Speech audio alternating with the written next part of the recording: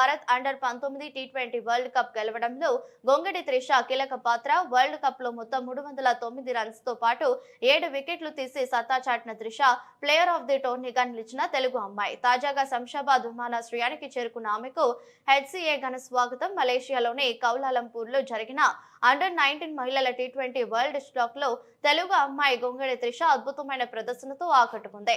Tournament అశాంతం రాణించిన Trisha allrounder ప్రదర్శనతో భారత్ కు రెండోసారి ప్రపంచ కప్ అందించడంతో పాటు player of the match, player of the టోర్నీగా నిలిచింది.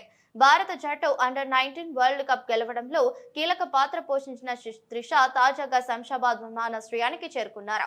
ఆమెకు హైదరాబాద్ క్రికెట్ అసోసియేషన్ అధ్యక్షుడు జగన్మోహన్ రావు స్వాగతం పలికారు. త్రిషను ఆదర్శంగా తీసుకుని మిగతా క్రికెటర్లు రాష్ట్రం నుంచి సత్తా చాటాలని తెలిపారు. త్రిషతో పాటు ధృతి, కేసరి కూడా ఉన్నారు.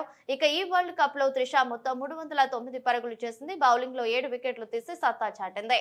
అంతేగాక ఏ టోర్నీలో నమోదైన ఏకైక శతకం చేసిన కూడా మన త్రిషనే. కాగా త్రిష స్వస్థలం తెలంగాణలోని భద్రాచలం.